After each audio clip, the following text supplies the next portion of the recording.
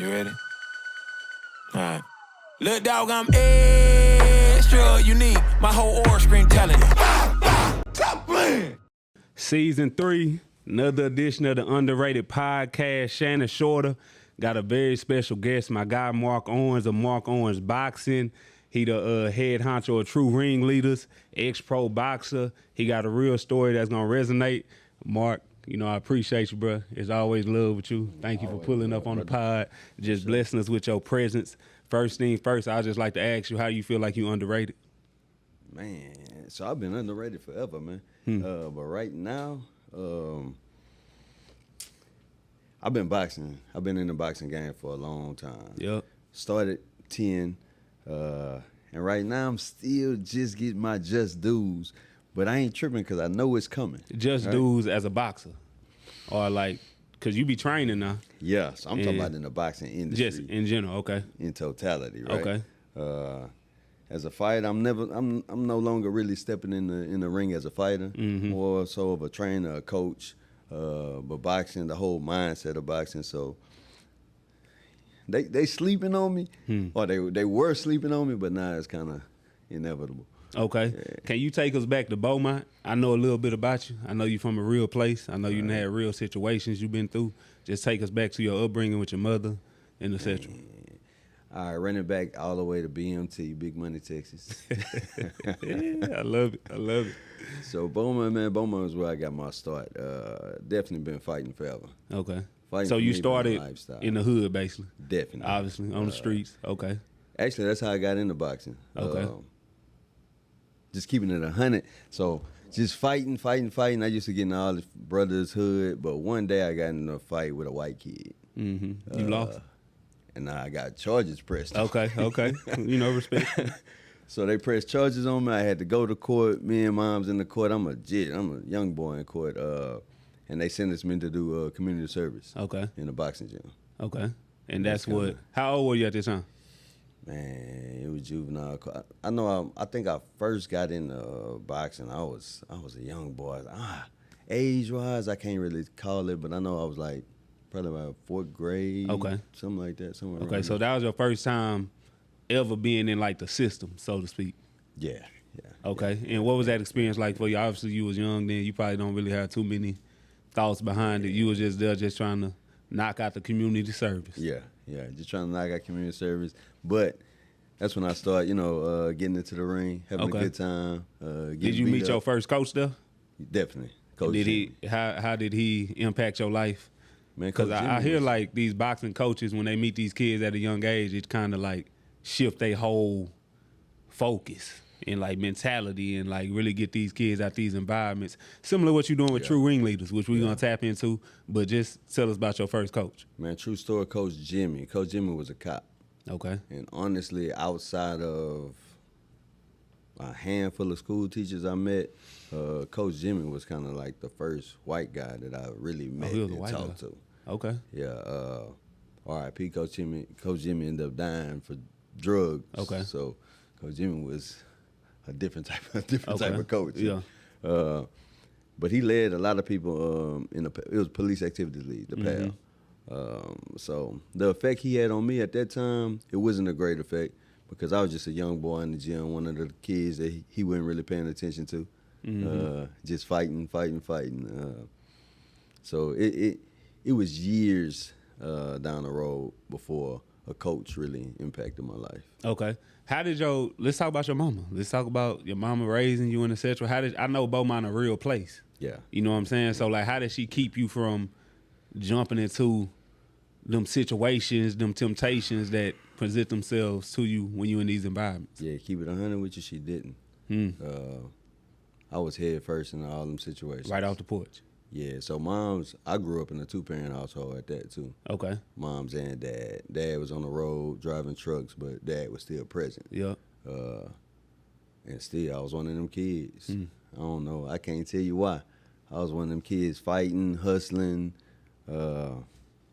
robbing, anything you could think of. I was doing it, but mainly just hustling was my thing. Yeah. I would work with my old man. I remember what got me into hustling.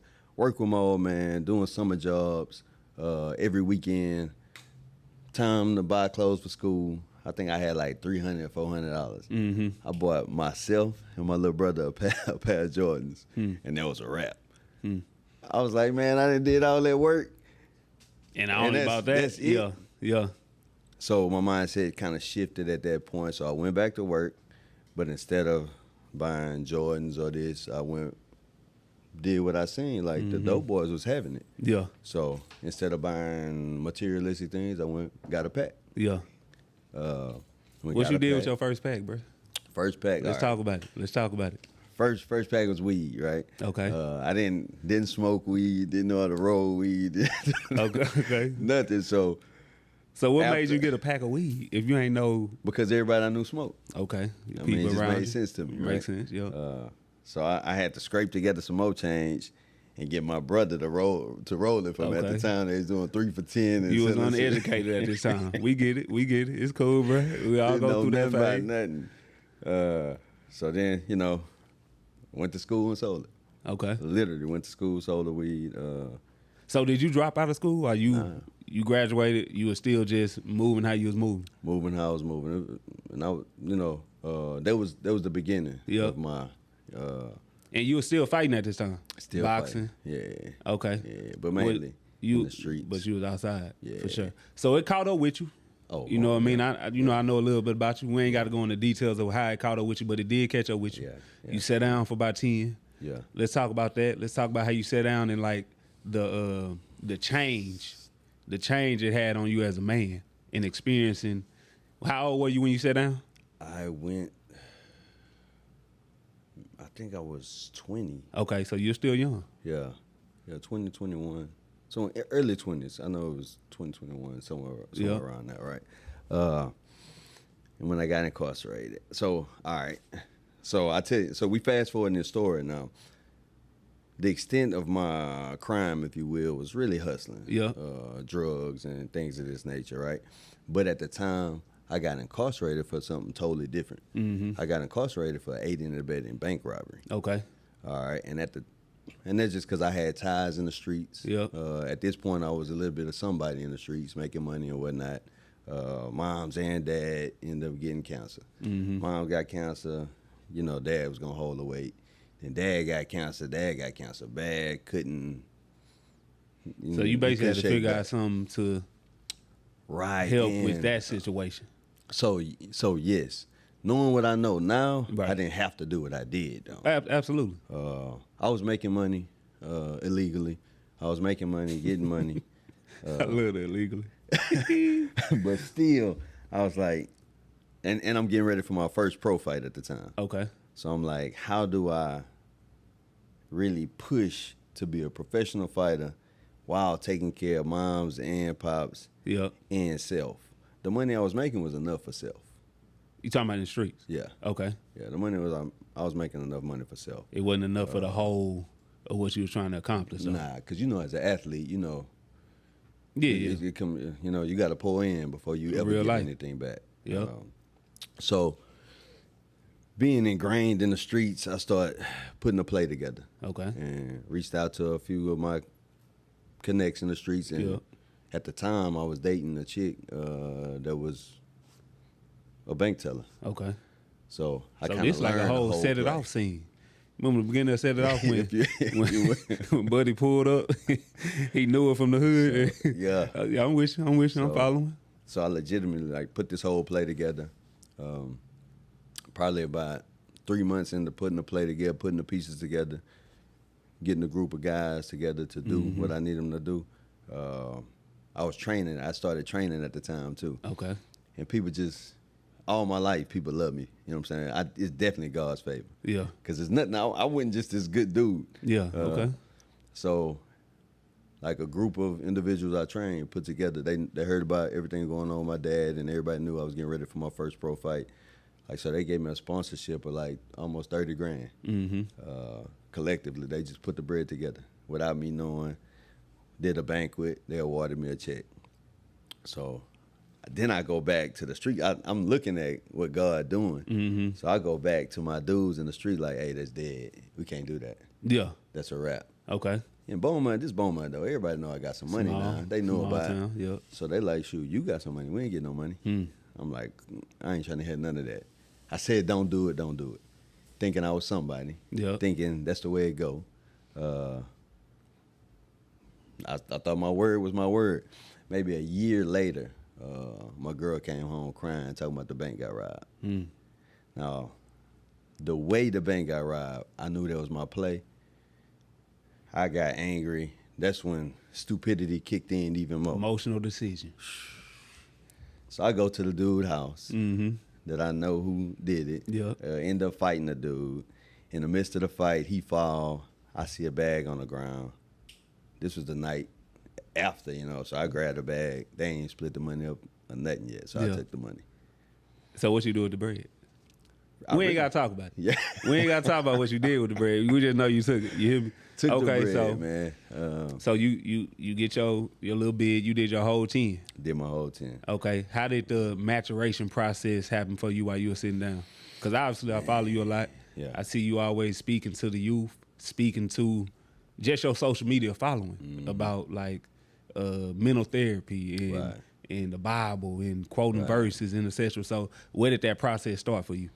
All right, well, just telling you my story as it goes. Like, if you hearing me, like, where I was going, what got me incarcerated wasn't this one thing. It was like a collective event, just of stupid events, one after another. Decisions. Like, exactly.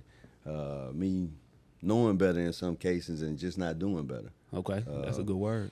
So, while I was incarcerated, truthfully, my first 2 years, I was mad at the person that told on me. Taking no accountability. About to say that. Yeah. No accountability of I actually did this. Yeah. Now you told on me. That's how I got caught, right? Which it is how I got caught. Yet, if I wouldn't have gave you that power to even do a thing, you couldn't have that power to even tell on me. That's a good word. So basically, man, prison did a lot for me. I'm not gonna glorify prison not 1 second though. Hate it. Don't want nobody to go to prison. I'm never going to get on a platform and say, prison helped me in this way, that way. Because I feel like there's 1,000 other ways you could learn them same lessons without prison. Yet, for me, God used prison in my situation. So when I was incarcerated, I started seeing different things. One of my cellies, he in the Bible every day. Okay. He doing his Bible study. So there was one way God was kind of reaching out. I'm like, man, shut up, clown. Was that your first time, like seeing somebody read the Bible? You came up in church? Or? Yeah, I grew up in the church. Okay. I grew up in the church. So much so, I had my parents taught me awareness of God, meaning I knew that there was a God. I didn't have a relationship with God, though. That's a good word. And I didn't know it was a difference. Yeah. Literally, I remember getting on the highway coming to Houston in my little Park Ave trunk full of whatever, and praying, like Lord, just that please you just help make me. it. Yeah, like don't get pulled over. Thinking that was a move, thinking Right. God was really doing that, Gonna like bless had his hand in that. Just the stupidity though, my own stupidity, and I know there's dudes out there right now moving like that. Listen, y'all tripping. That ain't that. That ain't that. So learning these lessons in prison, I seen some boys get bodied over some really, really stupid decisions. My first seller, he really kind of taught me how to bid, taught me how to do time, if you will. Okay. And I seen what he did. Like, he literally, every hour was accounted for. But from Bible study to work, to workout, to basketball, whatever he had to do. Every hour was accounted for. Then I started implementing those things in my life, right? It's literally the same thing I do now, today. So then after I started kind of doing the practical stuff, like God kept on getting my attention, kept on reaching out, kept on talking to me. And so I picked up the Bible a little bit myself. Well, I'm not going to fast forward too much because I was hell. My first 2 years fighting, doing the most. I'm fighting COs, fighting inmates. Like, in prison, they want you to run with somebody. It's almost mandatory. Okay. And yet, you'll meet dudes, like, I always chose not to. Okay. They're like, you stupid, this gonna happen to you. I was ready for all that. And I felt like I knew how to fight. Right. Like, Ready for whatever came with it. Okay, so you get released. Well, let me ask you a question. Are you still like healing from them 10 years? Man, that's a deep question because just I've been home now, let's say 7 years. Yep. And really, probably the last year, that's talking to you actually, that's really when I started even paying attention to the things that I needed to heal from. I was so busy just grinding, trying to get ahead. Yeah. Or trying to save somebody. Yeah. Like speaking to the kids, doing my due diligence of what I feel like the Lord put on my heart. Pointing to other people, not pointing to yourself. That I didn't even acknowledge all the trauma I had. Okay. Probably to this last year. So when you came out, was it like a big adjustment for you? Like, cause you had been behind the wall for 10 years, being told what to do. Now you out, you got freedom. How was that adjustment process? Man, coming out, I didn't know a thing about Uber, about like social media was porn. Yeah, it was a major transitional period. And coming home, you know, I had to go to halfway house and whatnot. So I'm thinking these places are set up to help you win. I would literally used to have to sneak out the halfway house just to go to work. Like, so the system wasn't set up to help you. Yeah. Like, you got to be one of the ones and have your own mind made up that you want to do something different. Ooh. Because, Instagram talk about nobody coming to save you, nobody. It's true. Yeah. Nobody coming to help you. Now, once you grind and you put it in, you know, faith without works is dead. Absolutely. You got the faith, you willing to put in the work, is out there for you. Yeah. Especially in Houston. Yeah, absolutely. It's out there for you. But if you don't want it, it ain't coming. So I met you about 4 years ago. I think you was just tapping into MOB, Mark Owens Boxing. Let's talk about it. Was that something that was registering in your mind while you were sitting down, or like did you come out, or you already had that play in place? Like, how did that come about? Man, my guy, Alan Ball. You know Alan? You remember Alan? I don't know Alan. You know Alan. He trained with us. Yeah. Okay. You know Okay. Alan. Yeah. So True Ringleaders was put on my heart. That's what God put on my heart. True Ringleaders. We're gonna tap into that. We're We're gonna get into that. All right. Well, so, we can get into it now. Let's talk about True Ringleaders and the impact you having on the youth through True Ringleaders, and just tell us what exactly what it is, what's your purpose behind it. Like, let's go into that. True Ringleaders. This was the play God gave me. Use boxing and fitness to really teach the principles of Christ, but not only just in a biblical way, but in a practical way. Like all the stupid decisions I made, like really point to them kids and give them not schoolhouse education, but real education. Not only just read the scripture with them, but show them the scripture. Show them in my life how I did such and such wrong and how God would have did this, and actually show them. Show them the word instead of just tell it to them, right? So this is what God's putting on my heart. And the beautiful part about it, he was using what I always do, fight. Fight. He gave me fight when I was incarcerated, the acronym fight. Okay. Forget it, go hard today. Forget it, go hard Like today. literally, whatever your thing is, whatever the it is, like you got to keep pushing. Yeah. I could have let incarceration kill me. Yeah. I could have let the hood kill me. I Yeah. could have let a bunch of things stop me. But it's all about, like we say, the grind, but like you got to keep fighting. Yeah. And that's one punch at a time a lot of times. Now, this was God gave me, right? But I didn't know how to monetize that. Okay. I didn't know how to monetize that at all. So I came out just focused on that. But I had a skill set. I had a unique skill set. I knew how to fight. I knew how to train. Yeah. So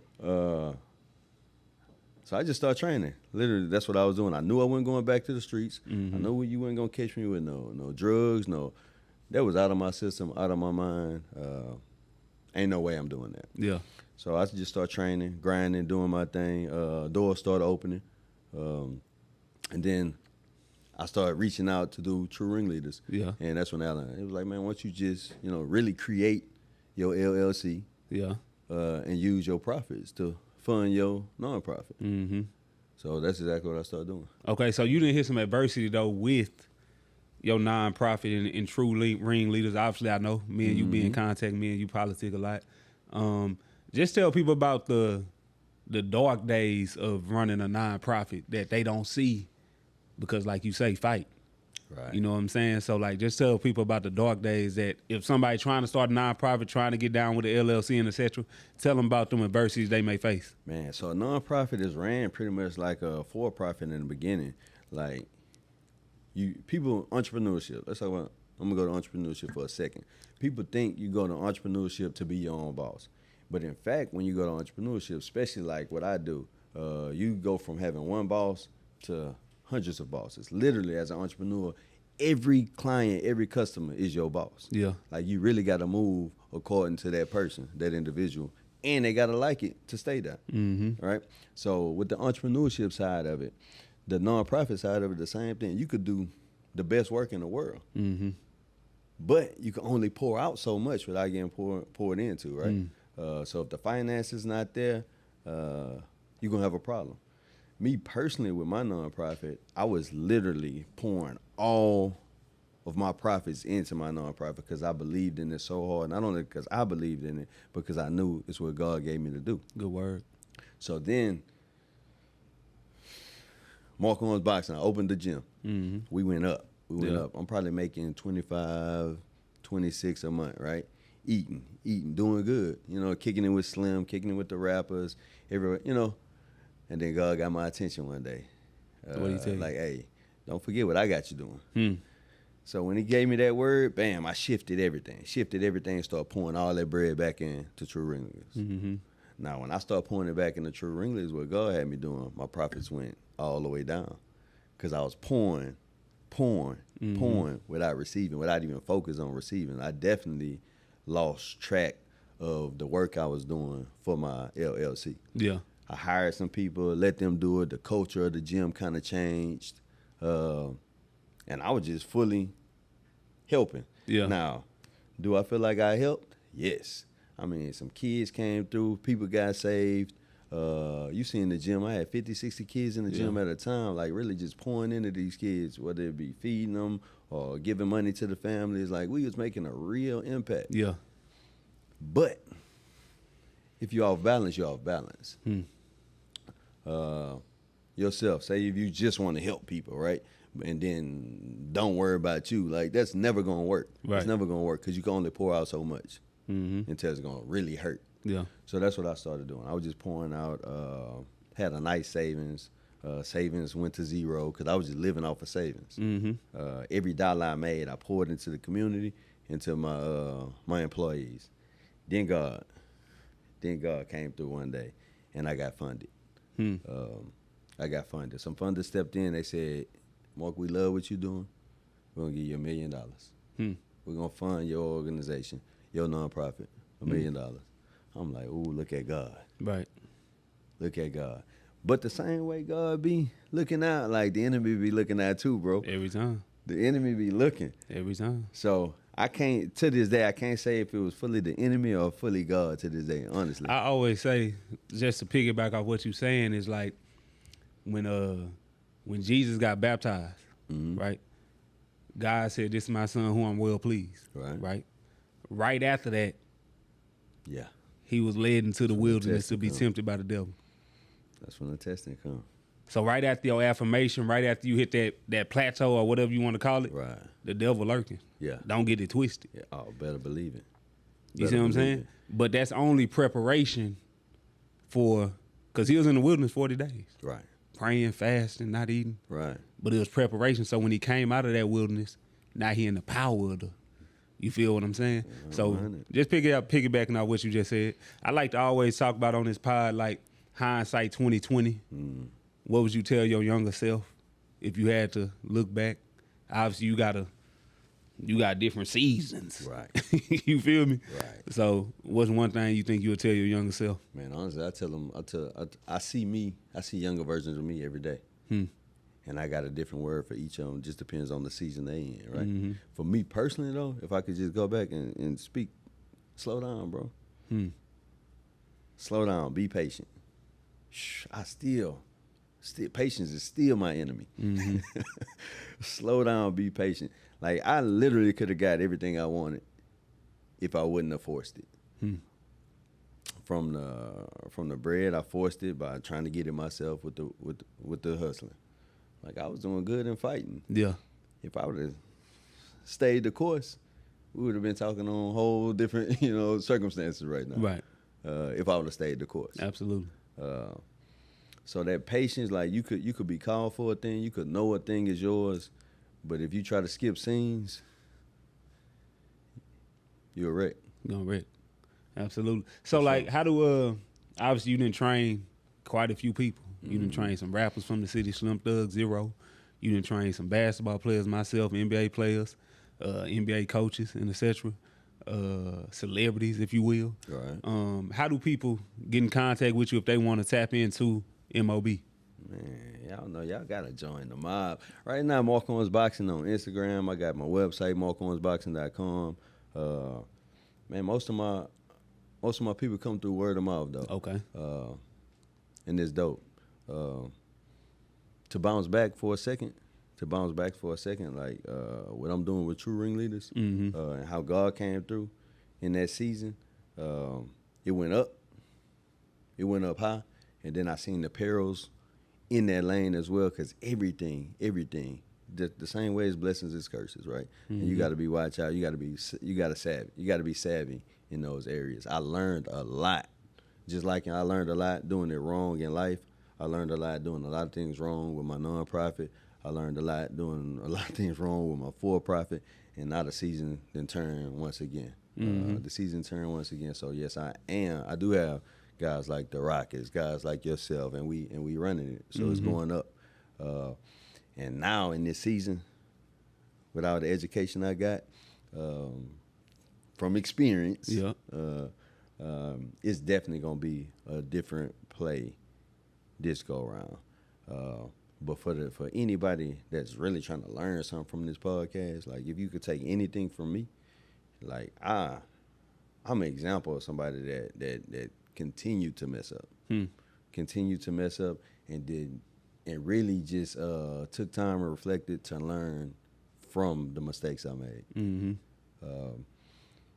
But I am no type of genius in no shape, form, or fashion. Like it was literally God's favor on my life that even got me still here. Like there's so many situations incarcerated, prior to incarceration, that I could have really just died in. Tapped out. Too many to count. Yet doing my thing, you continue to do your thing. I can't do your thing and be successful. Right. Or his thing or her thing. Continue to do your thing. Stay diligent. Stay consistent. Stay disciplined, and it's up. Like it's a guarantee. It's almost a guaranteed W. It's almost a guaranteed W. Everybody gonna hit hard patches in life, gonna hit some bad stuff, but it's almost a guaranteed win if you stay the course. That'll probably be the biggest word I got for anybody that's really trying to learn something from me or my story. My story being rocky, bumpy, and it's far from over. It's far from over. And that's the main thing I'm learning right now, is just stay the course. Trust. Amen. Trust and be obedient. One more question before we get up out of here. What is like the end game for Mark Owens Boxing, True Ringleaders? Like, what is your, obviously you got a vision. Definitely. And what that look like? Man, what it look like for me is, I don't know what's going to happen to Mark Owens Boxing, but my highlight, where I'm trying to go, is Ringleaders, national, regional. Like, really to have this program really helping and saving some lives, saving some kids, getting some people saved, and really running it up and on that level. Yes, do I want that to be financially lucrative? Of course I do. But if I can save, if the organization could save some lives and really empower some people to do something better, to not have to do 10 years in prison or a day in prison, if that's the case. That's my end game. That's where I'm going. Mark Owens Boxing is a vehicle. Yeah. It's a vehicle to get me there. Okay, last question. Who would you recommend on this podcast if you could recommend anybody? Man, I got so many. You got Cap already. Yeah. Leo, AJ. you been hitting everybody, bro. Yeah. Smash. Yeah. Smash the Barber got a crazy story as well that some people could really learn from. Like some big dogs. Toby. Yeah. Like some big dogs and that people could really learn from. This, what is not only would be entertainment, but educational in a different way. Yeah. You know what I'm saying? Absolutely. You know what I'm saying? Underrated podcast, Shannon Shorter. A very special episode from my guy Mark Owens. Tap in with him, Mark Owens Boxing on Instagram, website. This the Underrated Podcast Season 3. Like, subscribe, comment. However you tapped into the podcast, stay tapped in. We still coming.